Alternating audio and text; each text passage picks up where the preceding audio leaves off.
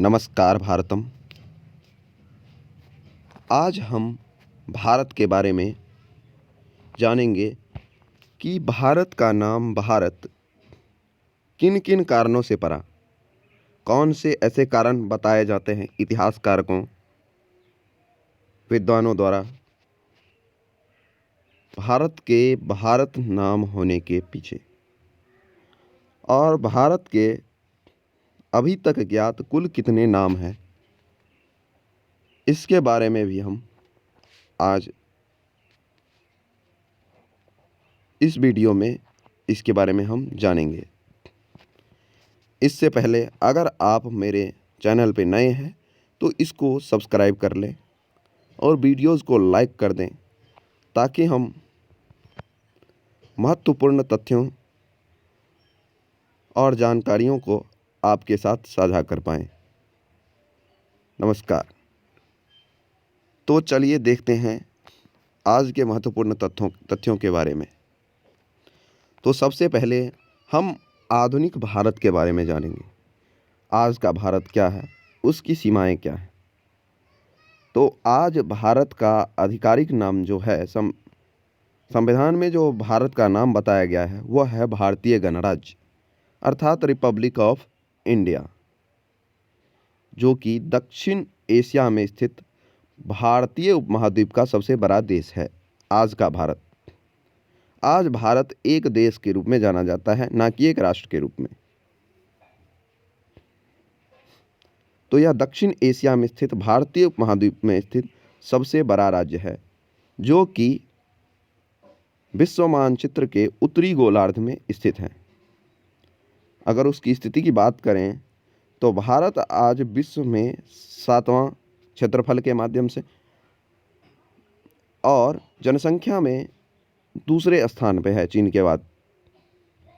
भारत की सीमाओं की बात करें तो भारत के पश्चिम में पाकिस्तान, उत्तर पूर्व में चीन, नेपाल और भूटान, पूर्व में बांग्लादेश और म्यांमार स्थित है। और दक्षिणी सीमाओं की बात करें तो दक्षिण में हिंद महासागर, और देशों की बात करें उसमें तो मालदीव, श्रीलंका और दक्षिण पूर्वी इंडोनेशिया से भारत की समुद्री सीमाएं लगती है। ये है भारत की आज की भौगोलिक सीमाएं और उसका आधिकारिक नाम। हम जानते हैं कि भारत प्राचीन काल से ही सभ्यता, संस्कृति, व्यापार के माध्यम से पूरे विश्व से जुड़ा हुआ रहा है। यहाँ पे बड़े बड़े साम्राज्यों का निर्माण हुआ है। कई सारी संस्कृतियाँ, सभ्यताओं का जन्म स्थान है भारत। कई सारे संप्रदाय, धर्मों का, जैसे हिंदू धर्म, बौद्ध धर्म, जैन धर्म और सिख धर्म का उदय भी भारत में ही हुआ है। और भारत में धर्म संप्रदाय के आधार पे कई सारी विविधताएं हैं। भारत को विविधताओं का देश कहा गया है, और इसकी सबसे बड़ी विशेषता भी है विविधता में एकता, यूनिटी इन डाइवर्सिटी। यहाँ पे पारसी, यहूदी, ईसाई, मुस्लिम धर्म के लोग भी रहते हैं। हम भारत की नामों की बात करें तो भारत के कुल 11 नाम हमें अभी तक ज्ञात हैं, जिसमें हिंद, हिंदुस्तान, इंडिया, भारत, जम्बूद्वीप, नाभिवर्ष, भरतखंड, होंडू, आर्यवर्त, त्यानजू, इलावर्त, ये सब भारत के महत्वपूर्ण नाम है, जो कि अभी तक 11 हमें ज्ञात हैं। इनके नामों पे हमने एक श्लोक की रचना की है जो महत्वपूर्ण है। इसको आप भी सुने। ये है: जम्बूद्वीपे भरतखंडे आर्यावर्ते भारतवर्षे ब्रह्मदेशे च हिंदुस्थाने नाभिवर्षे इलावर्ते आदिनामामि विशालाक्षी दक्षिणे हिंदू सरोवरे उत्तरम हिमालयश्चैवं पूर्वे चंपा सागरे पश्चिमे फारसम देशेषु देवं प्रियं महादेशम अखंड भारतम प्रसीदति। ये इसके नामों पे आधारित एक श्लोक है। और सीमाओं को भी चिन्हित करती हैं। हम भारत के सबसे प्राचीनतम नाम की बात करें तो जम्बू द्वीप से भी पूर्व भारत का नाम हिमवर्ष या अजनाभ वर्ष था। हिमवर्ष या अजनाभ वर्ष, उस पे जो जम्बू द्वीप नाम का एक शासन था, स्थापित था, यानी वहीं से भारत का प्राचीनतम नाम जम्बू द्वीप बोला जाता है। इस बात का कई जगह वर्णन किया गया है। रामायण में भी है, जम्बू द्वीपे भरतखंडे आर्यावर्ते भारतवर्षे, ऐसे करके भारत का विभिन्न नामों का उल्लेख हमें मिलता है। भारत एक बहुत ही प्राचीन और सनातन राष्ट्र है, क्योंकि यह मानव सभ्यता का पहला राष्ट्र था, यानी सभ्यता का प्रथम जन्म भारत से ही हुआ। श्रीमद् भागवत के पंचम स्कंद में भारत राष्ट्र की स्थापना का वर्णन किया गया है। भारतीय दर्शन की बात करें, भारतीय दर्शन में के अनुसार सृष्टि की उत्पत्ति के पश्चात ब्रह्मा के मानस पुत्र स्वयंभू मनु ने व्यवस्था संभाली। इनके 2 पुत्र थे, प्रियव्रत और उत्तानपाद। उत्तानपाद भक्त ध्रुव के पिताजी थे, यानी उत्तानपाद के पुत्र का नाम ध्रुव था, जो कि भगवान विष्णु के बहुत बड़े भक्त थे। और प्रियव्रत की बात करें तो प्रियव्रत के 10 पुत्र थे। इन 10 पुत्रों में 3 पुत्रों का बाल्यकाल में ही निधन हो गया। इस कारण से उनके 7 पुत्र बचे। इस कारण बताया जाता है कि प्रियव्रत ने पृथ्वी को 7 भागों में विभक्त कर दिया और एक एक भाग प्रत्येक पुत्र को सौंप दिया। इनमें से एक थे अग्निग्र, जिन्हें जम्बू द्वीप का शासन कार्य सौंपा गया। यहीं से हमें जम्बू द्वीप के बारे में जानकारी प्राप्त होती है।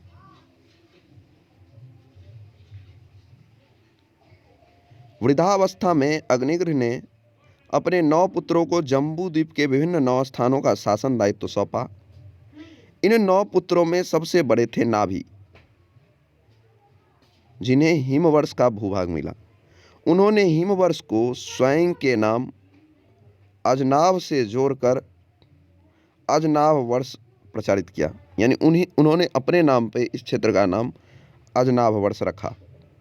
यह हिमवर्ष या अजनाभ वर्ष ही प्राचीन भारत देश था। राजा नाभि के पुत्र थे ऋषभ। राजा नाभि के पुत्र थे ऋषभ, और ऋषभ देव के 100 पुत्रों में भरत ज्येष्ठ एवं सबसे गुणवान थे। उनके 100 पुत्र थे, जिनमें भरत जो थे वो सबसे श्रेष्ठ और सबसे अधिक गुणवान थे। ऋषभ देव ने वन प्रस्थान लेने पर उन्हें अपना राजपाट सौंप दिया। तो पहले भारतवर्ष का नाम ऋषभ देव के पिता नाभिराज के नाम पर अजनाभ वर्ष था, यानी सबसे प्राचीन नाम क्या था? अजनाभ वर्ष, उस जम्बू द्वीप का।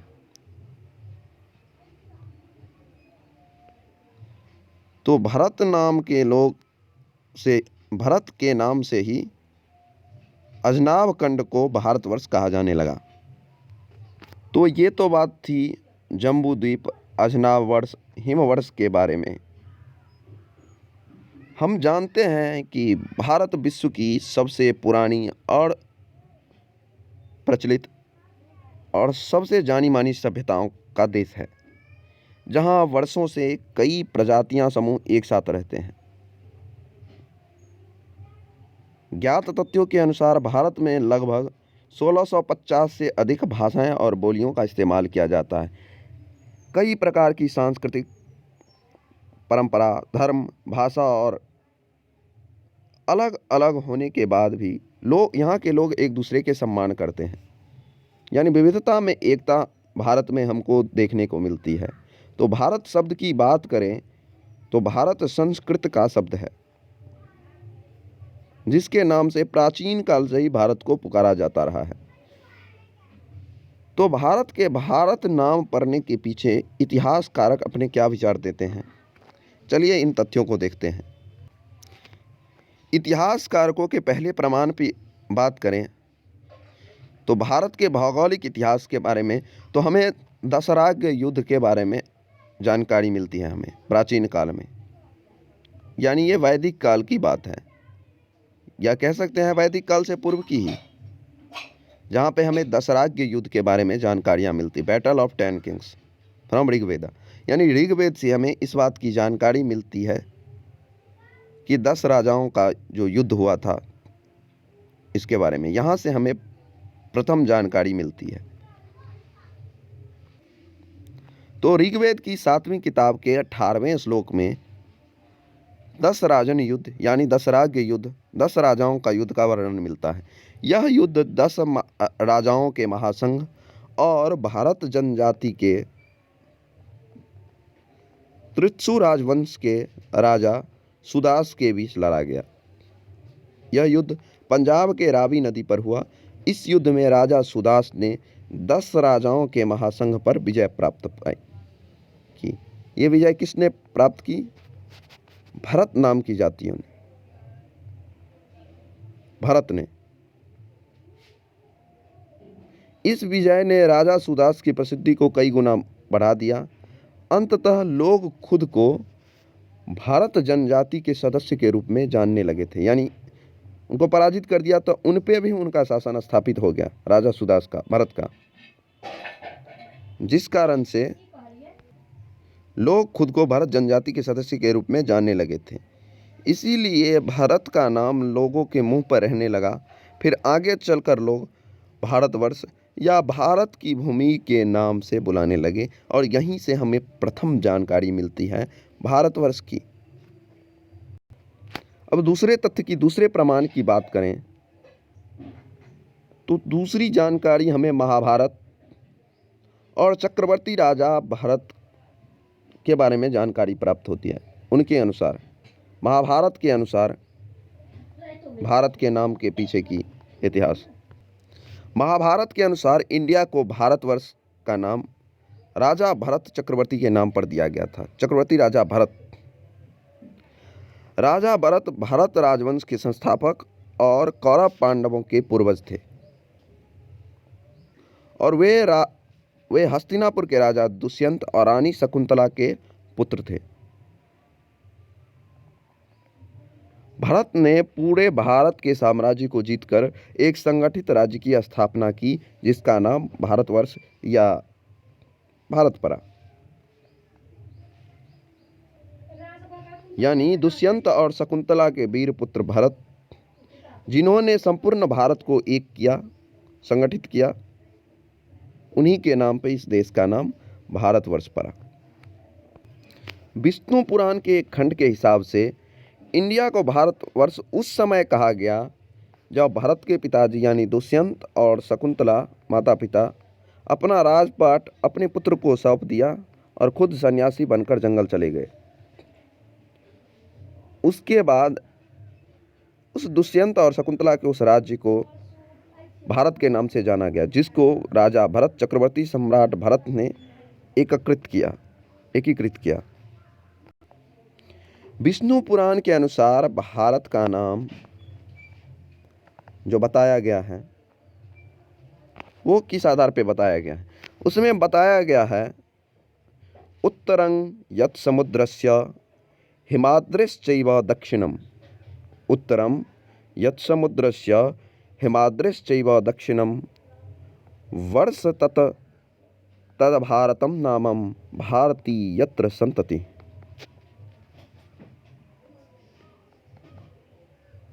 जिसके उत्तर में हिमालय और दक्षिण में विशाल महासागर हो।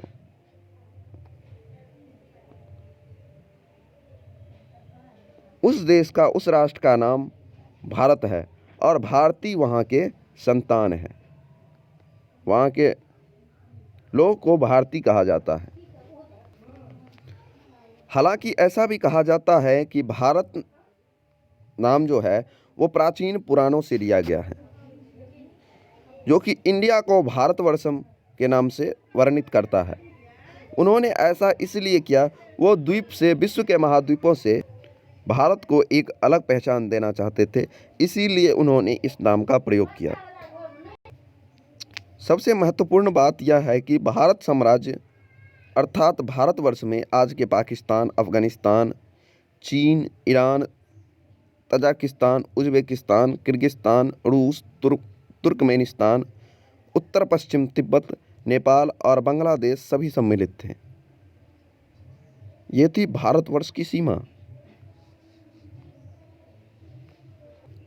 तीसरे प्रमाण की बात करें तो संस्कृत के अनुसार भारत के जन्म की बात करें तो भारत का आधिकारिक नाम संस्कृत में जो है वो भारत गणराज्य देश का है। संस्कृत में भारत शब्द का अर्थ अग्नि होता है, क्योंकि इस शब्द का संस्कृत रूट भर है। भर शब्द का अर्थ होता है सहन करना या किसी के भार को उठाना, यानी भर, और भर से आगे है भारत। इसका मतलब है आग, जैसे आग, भारत शब्द का अग्नि है अर्थ, यानी आग को बरकरार रखने वाला, आग को बरकरार रखना। इसका यह भी अर्थ हो सकता है यानी ज्ञान की प्राप्ति के लिए लगातार प्रयास करते रहना, क्योंकि हम जानते हैं भारत की सभ्यताओं और संस्कृतियों में कई सारी पुस्तकें, वेद, उपनिषद, पुराणों की रचना हुई है।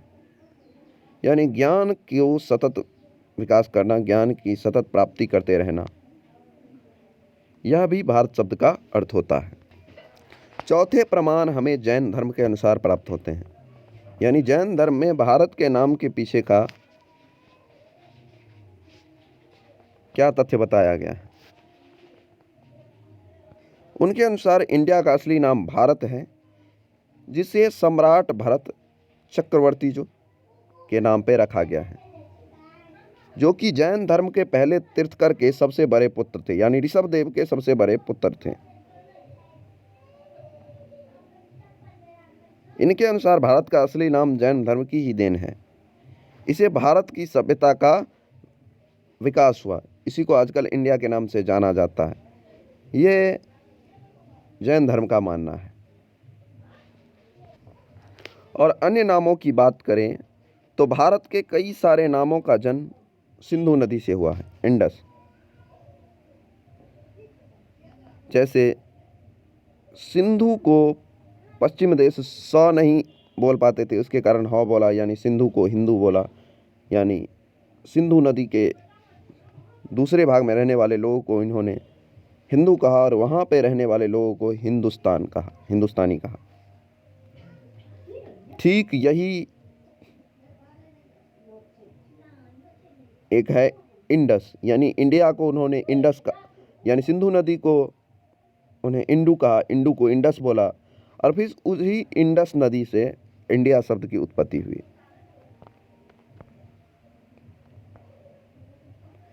जो कि फारसी के पुराने शब्द हिंदू से निकला हुआ था, यानी पारसी देशों में सिंधु को हिंदू बोलता था, उसी से इंडू बना, इंडस बना। यानी कई देशों में भारत को, जैसे चाइना में, तिब्बत में इंदो कहा जाता था, इंदोस। अपने अपने भाषाई सरलता के अनुसार से उन्होंने भारत को पुकारा।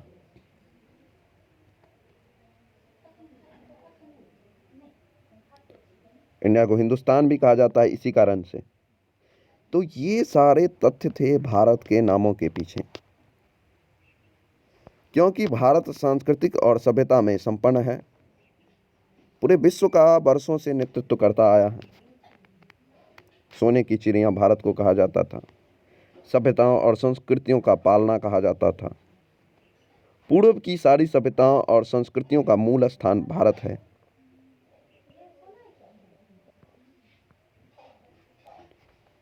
इसीलिए भारत को विभिन्न राष्ट्रों में, विभिन्न देशों में अलग अलग नामों से अपने अपने भाषिक सरलता के अनुसार भी भारत को पुकारा गया। आज ये मांगे उठ रही हैं कि इंडिया का नाम, जैसे इंडिया शब्द का अत्यधिक उपयोग किया, तो इंडिया को ख़त्म करके सिर्फ भारत या भारतम रखा जाए। भारत, जिसमें भारत की सांस्कृतिक, सभ्यता और विकास की सारी आशाएं अपने शब्दों में समेटे हुए हैं। नाम फर्क पड़ता है। नाम किसी देश के दर्शन, उसकी इच्छा आकांक्षाएं, चेतनाओं को जागृत करने का काम करती है। किसी का नाम रावण या कुंभकर्ण या पूतना रख दिया जाए तो ये काफ़ी खराब प्रतीत किया जाता है। किसी का नाम राम कृष्ण रखा जाता है। ठीक इसी प्रकार भारत के नाम के पीछे भी यही तर्क दिया जाता है।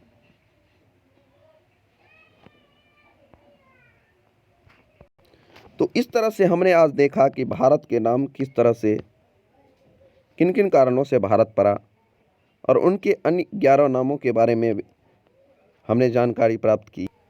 ये अन्य 11 नाम थे हिंद, हिंदुस्तान, इंडिया, भारत, जम्बू द्वीप, नाभिवर्ष, भरतखंड, होंडू, आर्यवर्त, तिनाजु, इलावर्ते, हिमवर्ष, अजनाभवर्ष, ये भी जाना हमने। ये थे भारत के कई सारे नाम।